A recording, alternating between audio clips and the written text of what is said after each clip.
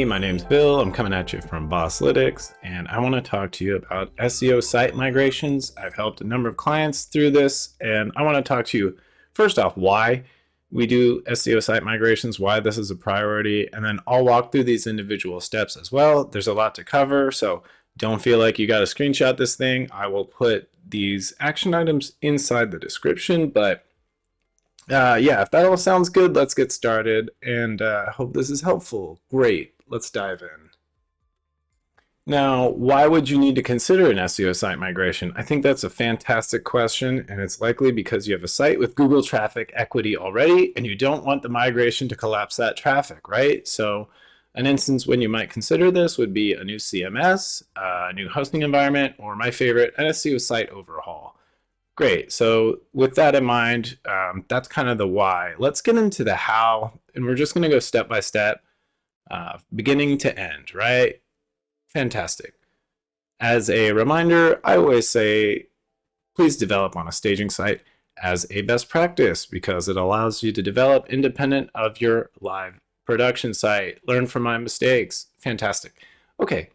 So one part of this is communicating with all the stakeholders who work on the site that there's going to be a content freeze and you're going to take backups, right?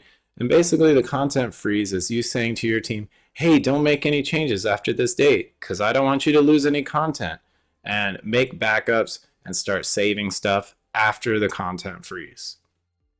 Awesome.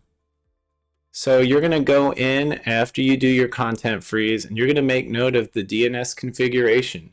You're going to log into your DNS provider like Namecheap or GoDaddy and take a screenshot, copy paste all of the values inside the DNS.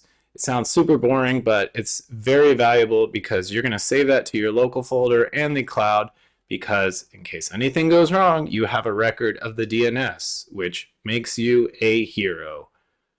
All right, at this point, we're starting to profile the site a little more fully, and you're going to do what I call the URL inventory, and you're going to use Screaming Frog to just basically save a CSV of all the URLs on the site on your hard drive and inside the cloud.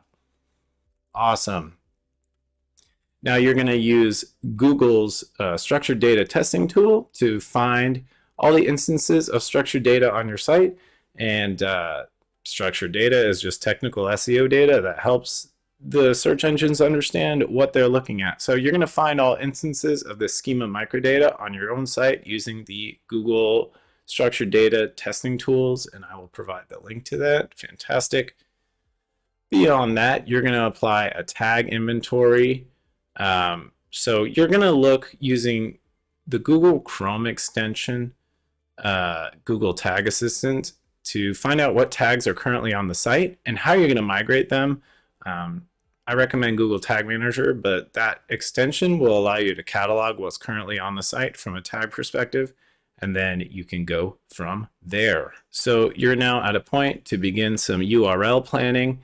Now, I would recommend you consult your SEO plan because this is not a video about SEO strategy, but your new URLs should be ideally informed by your SEO plan and the types of keywords you're going after. And I leave that up to you, but you're at a fresh crossroads to produce a site that is more intelligently laid out to strike at keywords and content opportunities of your choosing. Great. So new URL planning. There's a couple ways to handle this, but spreadsheets, classic spreadsheets are often the way to go. All right, so you're going to take a list of the old 301 redirects. Maybe some content you have identified will not be existing in the same URL on the new site. Well, if you had an old product page and your product page is, if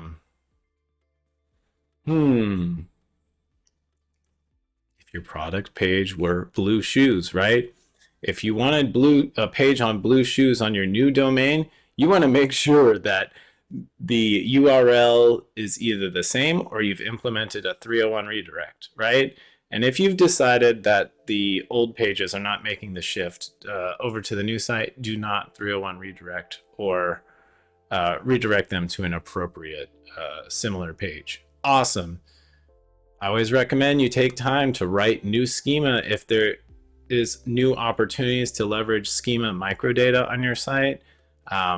So again, this is just technical data that explains to the Google crawler what the context is of your awesome site. So you have a new opportunity to add schema at this point.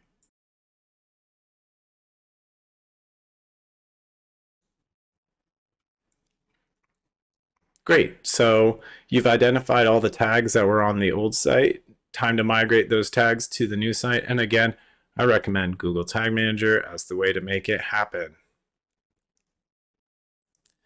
Okay, so this will likely take some time as you migrate content from site A to site B, but try to be organized in this process. I really use spreadsheets and Google Docs and communicating with teammates to make this all happen, but not everything should be migrated. So you and the business owner and the site owner need to decide what's making the jump and what's not, and then have a game plan to make sure that content makes the jump to the new site. At that point, if you've done all that stuff and you've told the team that you're ready, it's time to make the DNS changes to go live.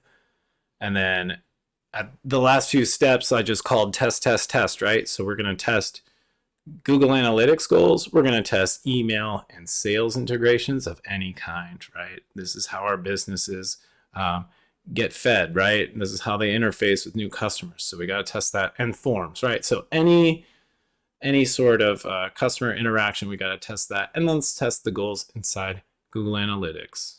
Awesome. Last but not least, Google Search Console and Screaming Frog are two free tools you can use to check for 404s and errors, and you want to do that because it costs $0, and I highly recommend it. But if you have the ability, I recommend setting up Ahrefs as well. Awesome. That is not a free tool, but I just highly recommend, and they did not sponsor me. I just like that stuff. Same with Screaming Frog, but Screaming Frog you can get started for free. Cool, cool. All right, we're going to log into Google Analytics and Google Search Console if you have that previous body of work and that index of data, because you're going to check for drop-off inside Google Analytics and Google Search Console. Now, turbulence is to be expected because you've changed the infrastructure of your site critically. So I can't say exactly how long it would take, but turbulence is to be expected. And if you've done your diligence and you're creating a better experience and you're making better content and you're making good decisions about what makes the jump and what doesn't, and how to better serve the search terms and search queries that you're trying to capture, I don't see how it's a downside. And exactly how much drop off or how long, one cannot say. So I'm just recommended that you check this stuff, you watch it, and turbulence is to be expected. But more often than not, I've noticed that sites increase after these sort of migrations. So in the long term, right? This is very much a long-term game. So that is the workflow that I've used in the past for SEO site migrations. And really what it is just an auditing, a catalog. You're creating an index, a reference of what the old site was like, and you're bringing over valuable stuff to the new site, discarding the old stuff, and then doing some cross-checking afterwards. I hope this is helpful. Thank you so much for watching. Don't forget to like and subscribe. Take care. Bye-bye.